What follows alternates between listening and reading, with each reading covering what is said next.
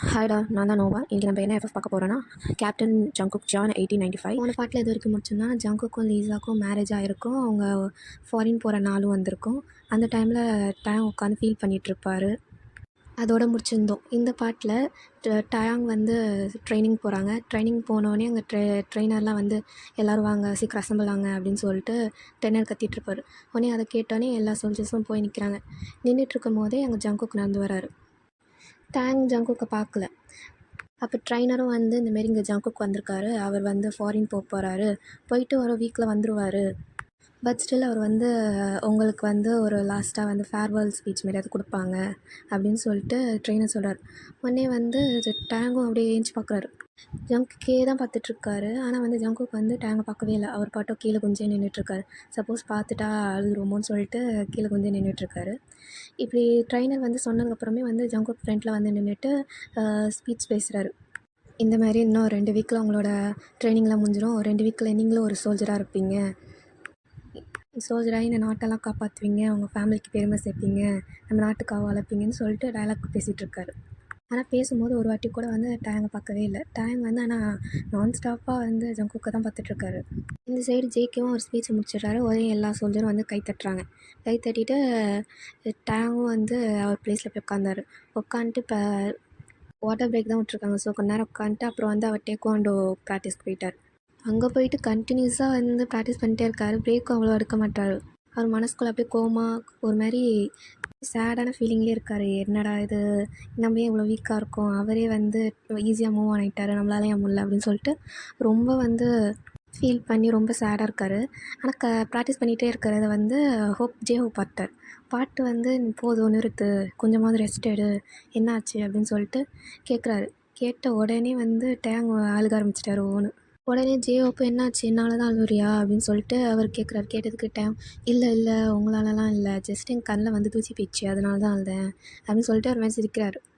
அதை பார்த்தோன்னே புரியுது ஜேஹோப் சரி இவர் ஏதோ வந்து கஷ்டத்தில் தான் இருக்காருன்னு அவருக்கு புரியுது. அவரும் கேட்குறாரு, ஏதாவது கஷ்டம்னா சொல்லு என்கிட்ட தயங்காம அப்படின்னு வந்து டேங் கிட்டே கேட்குறாரு. இல்லை அப்படி இல்லவே இல்லை அப்படி சொல்லிட்டு தலையை இல்லைன்னு ஆட்டிட்டு அவர் பாட்டும் டக்குன்னு பாத்ரூமுக்கு கிளம்பி போகிறாரு. போயிட்டு அங்கே இப்போ கதை சாத்திட்டு உட்காந்து ஒவ்வொன்றும் புரைக்கிறாரு. எதுக்கு இப்படி இருக்கேன் நான், எவ்வளோ ஏன் குழந்த மாதிரி அழுதுட்ருக்கேன் அப்படின்னு சொல்லிட்டு ஃபீல் பண்ணிகிட்ருக்காரு. அழுதுட்ருக்கும் போது டக்குன்னு யாரோ பின்னாடியிலேருந்து வாயை பிடிச்சி அமுக்குறாங்க. உடனே வந்து டேங்க்கு என்னடா திருப்பி கிட்னாப் பண்ணுறாங்களா அப்படின்னு சொல்லிட்டு கத்த ட்ரை பண்ணுறாரு. அதுக்குள்ளே வந்து பின்னாடியிலேருந்து ஜங்குக்கு வந்து ஹயாங் அப்படின்னு கதை சொல்கிறாரு. ஹயாங்க்கு அந்த வாய்ஸை கேட்டோடனே அவ்வளோதான், மனசே உடஞ்சி போச்சு. அவர் பட்டு முட்டி போட்டு ஃபீல் பண்ணிகிட்ருக்காரு. ஜங்குக்கும் வந்து டேங்கோட வாயிலேருந்து கை எடுத்துகிட்டு வந்து சாரி ஹயாங் அப்படின்றாரு. உடனே வந்து அவர் வாய்ஸில் கிராக் விழுந்தோடனே டேங் வந்து அப்படி திரும்பி பார்க்குறாரு. அந்த இருட்டில் எதுவும் தெரியல, இருந்தாலும் வந்து அவர் கண்ணு மட்டும் அப்படியே கலந்த மாதிரி அது மட்டும் அவருக்கு தெரியுது. தெரிஞ்சோடனே நீ என்ன அழுவுறியா அப்படின்னு சொல்லிட்டு டேங் வந்து ஜங்குக்கை பார்த்து கேட்குறாரு. கேட்டோடனே டேங் வந்து அவர் மூஞ்சில் வந்து கை வச்சு தொட்டு பார்க்கும்போது கண்லேருந்து அப்படி தரையாக தண்ணி ஊற்றுது. எல்லாம் தெரியுது. தெரிஞ்சோடனே அவரும் வந்து ஜங்குக்கும் சொல்கிறாரு, சாரி இந்தமாரி என்னால் அவங்க கூட பேச முடியல ரொம்ப நாள் அப்படி சொல்லிட்டு டேங் கிட்ட வந்து பேசிகிட்ருக்காரு. பேசிகிட்டு இருக்கும்போதே சொல்கிறாரு, இந்தமாரி லீஸாவோட அப்பா வந்து என் மேலே ஒரு கண் வச்சிட்ருக்காரு, அதனால தான் உங்கள்கிட்ட வந்து என்னால் பேச முடியல, அதனால தான் உங்களை அவாய்ட் பண்ணுற மாதிரி இருந்துச்சு, ஐம் ரியலி சாரி அப்படின்னு சொல்லிட்டு டேங்கிட்ட சொல்லிகிட்ருக்காரு. டேங்கிட்ட சொல்லிகிட்டு இருக்கும்போதே டேங்கோட கணத்தில் ஒரு கிஸ் கொடுக்குறாரு. உடனே டேங்க்கும் புரியுது, ஓகே இவன் வந்து தேவையில்லாமலாம் வந்து இந்தமாரி ஜங்குக்கு எதுவும் பண்ண மாட்டான், அவன் சொல்கிறது கரெக்ட் தான், ஏதாவது ரீசன் இருக்கும் அவர் சொல்கிறதில்ல அப்படின்னு சொல்லிட்டு டேங்க்கும் புரியுது. டேங்கும் எனக்கு புரியுது அப்படின்னு தான் சொல்கிறாரு. ஆனால் ஜங்குக்கு வந்து தெரியுது ஹர்ட் ஆயிருக்காரு அப்படின்ட்டு. அது மட்டும் இல்லாமல் ஜங்குக்கே சொல்கிறாரு, எனக்கு தெரியும் உங்களை கஷ்டப்படுத்துகிறேன்ட்டு, உங்களுக்கு எல்லா ரைட்ஸும் இருக்குது என்னையும் கஷ்டப்படுத்த அப்படின்னு சொல்லிட்டு இருக்கும் போதே டேங் வந்து ஜங்குக்கை கிஸ் பண்ணிடுறாரு. அவங்க கிஸ் பண்ணி ரொம்ப நாள் ஆகிடுச்சுல, லைக் 1 மந்த்துக்கு மேலே ஆகிடுச்சு. அவங்க வந்து அதை ஃபீல் பண்ணிவிட்டு ஒரு 5 மினிட்ஸ் கழித்து வந்து 2 பேரும் வந்து ரிமூவ் ஆகிட்டு ஹெட்டோட ஹெட் வச்சு நின்றுட்டுருக்கும் போதே வந்து ஜங்குக்கு வந்து ஒரு மாதிரி ஃபீலிங்கில் நின்றுட்டுருக்கும்போது டேங் சொல்கிறாங்க, எனக்கு எல்லாம் புரியுது அப்படின்னு. உடனே ஜங்குக்கும் சொல்கிறாரு, இன்னும் கொஞ்சம் நேரத்தில் நான் கிளம்பிடுவேன் அப்படின்னு வந்து சொல்கிறாரு. அதுக்கு வந்து டேங் சொல்கிறாங்க, சரி எனக்கு நீ ஒரு ப்ராமிஸ் பண்ணுறியா அப்படின்னு சொல்லிட்டு. உடனே வந்து ஜங்குக்கு வந்து என்ன ப்ராமிஸ் அப்படின்னு வந்து கேட்குறாரு. கேட்டோடனே வந்து டேங் சொல்கிறாரு, இந்தமாரி நீ போயிட்டு உயிரோடு ரிட்டன் வருவேன், ஹெல்த்தியாக ரிட்டன் வருவேன்னு எனக்கு ப்ராமிஸ் பண்ணு அப்படின்றாரு. கன்ஃபார்ம் உங்களை தேடி நான் ஹெல்த்தியாக வருவேன் அப்படின்னு சொல்லிட்டு ஒரு ப்ராமிஸ் பண்ணுறாரு. சரி ஜங்குக்கும் வந்து கேட்குறாரு, சரி நீங்களும் எனக்கு ப்ராமிஸ் பண்ணணுன்ட்டு. என்ன ப்ராமிஸ் அப்படி வந்து கேட்குறாரு. கேட்டோடனே நீங்கள் நான் போயிட்டு வர கேப்பில் நீங்கள் யாரையும் லவ் கிவ் பண்ணிடக்கூடாது அப்படின்னு சொல்லிட்டு கேட்குறாரு. உடனே டேங் வந்து சிரிச்சுட்டு நான் வந்து எப்பயுமே வந்து ஒன்றை தான் நினச்சிட்ருப்பேன் அப்படின்னு சொல்லிட்டு டேங் சொல்கிறாரு. கொஞ்ச நேரம் கழித்து வந்து ஜங்குக்கும் போகிற ஏர்போர்ட் கிட்டே போகணும் அப்படின்னு சொல்லிட்டு கிளம்புறாரு. கிளம்பும்போது வந்து டேங்கை ஸ்டாப் பண்ணிட்டு வந்து உங்ககிட்ட ஒன்று கொடுக்கணும் அப்படின்னு சொல்லிட்டு ஜங்குக்கு வந்து பாக்கெட்லேருந்து ஒரு செயின் எடுக்கிறாரு, நெக்லஸ்ஸு. எடுத்தோடனே அந்த நெக்லஸில் இருக்க டாலர் வந்து 3 ஃபிங்கர் மட்டும் அப்பில் இருக்க மாதிரி பெண்டன்ட் இருக்குது.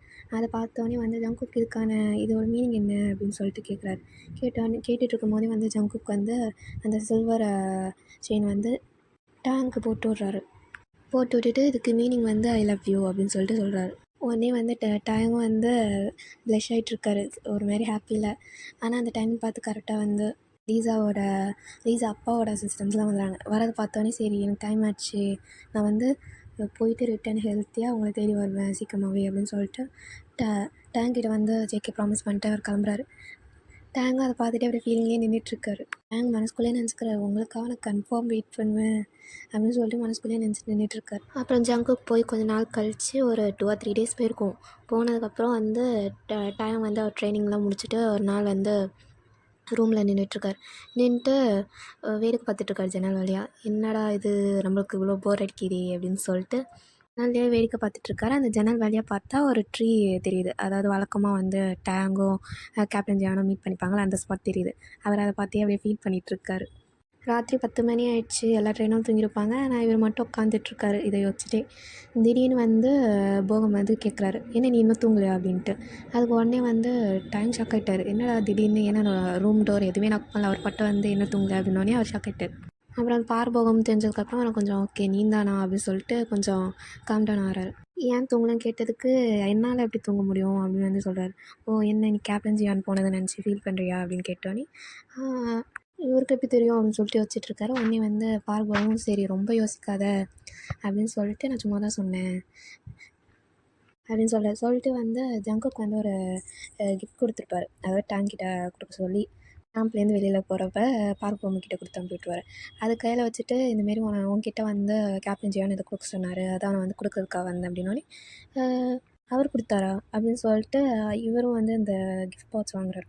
வாங்கிட்டு அப்படி ஷாக்கில் பார்க்குறாரு. உடனே பார்போகம் சொல்கிறார், இப்போ தான் யாரும் இல்லை, ஸோ இப்போயே திறந்து பார்த்துரு, அப்புறம் வந்து நாளைக்கெலாம் திறக்கணும்னு ட்ரை பண்ணால் சான்ஸே இல்லை, எல்லா சோல்ஜரும் வந்துடுவாங்க, வந்து உன் பாக்ஸை அவங்க திறந்து பார்த்துருவாங்க, அதனால் இப்போ திறந்து பார்த்துக்கோ அப்படின்னு சொல்லிட்டு அவர் கிளம்பிட்டார். உடனே டேங்கும் வந்து குடுகுடுன்னு ஓடி போய் அந்த மரத்து பக்கத்தில் போய் உட்காந்துட்டாரு. அதாவது ஜங்குக்கும் வந்து டேங்கும் அப்பப்போ மீட்டிங் ஸ்பாட்டு மாதிரி ஒன்று யூஸ் பண்ணுவாங்களா ஒரு மரம், அந்த பக்கத்தில் போய் உட்காந்துட்டு அந்த கிஃப்ட்டை வந்து அன்ராப் பண்ணி பார்த்தா வந்து 3 லெட்டர் இருக்குது. உடனே வந்து அதில் சரின்னு சொல்லிட்டு ஒரு லெட்டர் எடுத்து படித்து பார்க்குறாரு. அதில் வந்து ஜங்குக் வந்து டேங்கிட்ட வந்து என்னென்னலாம் நடந்துச்சு அப்படின்னு சொல்லிட்டு எக்ஸ்பிளைன் பண்ணியிருப்பார். இந்த மாதிரி வந்து வெட்டிங்கும் வந்து நானும் லீசாவும் கொஞ்சம் சீக்கிரமாக நடத்த பிளான் பண்ணவே காரணம் வந்து லீசாவோட ஃபாதர் தான். அந்தமாரி அவருக்கு வந்து என் மேலே ரொம்ப கண்ணிக்கிறாரு. எங்கள் பின்னாடியே வந்து அசிஸ்டன்ட் வச்சு நான் என்ன பண்ணுறேன் ஏது பண்ணுறேன் அப்படின்னு சொல்லி செக் பண்ணுறாரு. அவருக்கு என் மேலே நிறைய சந்தேகம் இருக்குது, அதனாலே வந்து என் மேலே கண் இருக்குது அவருக்கு. அதனால தான் நாங்கள் சீக்கிரம் மேரேஜ் பண்ணிட்டு வந்து அமெரிக்கா வரணும், அதாவது ஹனிமூன் பிளான் பண்ணோம், பட் ஹனிமூனுக்காக இல்லை, எங்களோட கோலை கம்ப்ளீட் பண்ணுறதுக்காக நாங்கள் வந்து ஹனிமூன்ற நேம் வச்சு நாங்கள் வந்திருக்கோம் அப்படின்னு சொல்லிட்டு டேங்கிட்ட வந்து சொல்கிறாரு. சொல்லிவிட்டு அது மட்டும் இல்லாமல் அந்த இதுலேயே சொல்கிறாரு, நான் உங்களை எவ்வளோ மிஸ் பண்ணுறேன் அப்படின்னு நான் என்னால் எக்ஸ்பிளைன் பண்ண முடியாது, மிஸ்யூன்ற ஒரு வார்த்தையில் அதை எக்ஸ்பிளைன் பண்ணிட முடியாது, உங்களை நான் அவ்வளோ மிஸ் பண்ணுறேன், எனக்கு வந்து உங்கள் கையை பிடிக்கணும், உங்கள் கூட வந்து நடந்து போகணும் அப்படின்னு சொல்லிட்டு நிறைய ஆசை இருக்குது அப்படின்னு சொல்லிட்டு ஜங்குக் உருகி அப்படியே எழுதி வச்சுருக்காரு. சரின்னு சொல்லிட்டு ஒரு செகண்ட் பேப்பர் எடுத்து படித்து பார்த்தா அதில் வந்து இந்தமாரி சொல்லியிருக்காரு. இந்தமாரி நான் வந்து அமெரிக்கா வர ஒரே ரீசனை வந்து இந்தமாரி எங்கள் பிரதர், அதாவது என்னோடய பிரதரை வந்து நான் வந்து சோல்ஜர் ட்ரைனிங் அட்டன் பண்ணும்போது கொன்னுட்டாங்க. ஏன் கொன்னாங்க, எதுக்கு கொன்னாங்கன்னு ஒரு ப்ராப்பரான ரீசன் எதுவுமே சொல்லலை அவங்க. இன்னும் அந்த ரீசன் என்னன்னு தெரிஞ்சுக்கிறதுக்காகவே நான் வந்து சரி நாம் நார்மலாக ஒரு சோல்ஜராக போனால் நம்மளுக்கு ரீசன் எதுவும் கிடைக்காது, இதே ஹையர் அஃபிஷியலாக இருந்தால் கன்ஃபார்ம் வந்து நம்மளுக்கு வந்து பவர் இருக்கும் அப்படின்னு சொல்லிட்டு தான் நான் கஷ்டப்பட்டு வந்து என்னால் முடிஞ்ச எஃபர்ட் போட்டு நான் வந்து ஒரு ஹையர் அஃபிஷியல் ஆக ட்ரை பண்ணேன். அதனால தான் இப்போ நான் கேப்டனாக இருக்கேன் ஒரு சோல்ஜர் டீமுக்கு அப்படின்னு சொல்லிட்டு வந்து ஜங்குக் வந்து எழுதியிருக்காரு. எழுதிட்டு இந்தமாரி வந்து நான் வந்து எங்கள் அண்ணன் இறந்ததுக்கான என்ன ப்ராப்ளம், ஏன் இறந்தாரு அப்படின்னு சொல்லிட்டு ரொம்ப ஆராயும் போது தான் தெரியுது அதில் உங்களோட அப்பாவும் இன்வால்வ் ஆகியிருக்காங்க உங்கள் அப்பா இன்வால்வ் ஆகிறதோட உங்கள் அப்பா தான் அதில் மெயின் ரோலே ப்ளே பண்ணியிருக்காரு. அது தெரிய வந்துச்சு.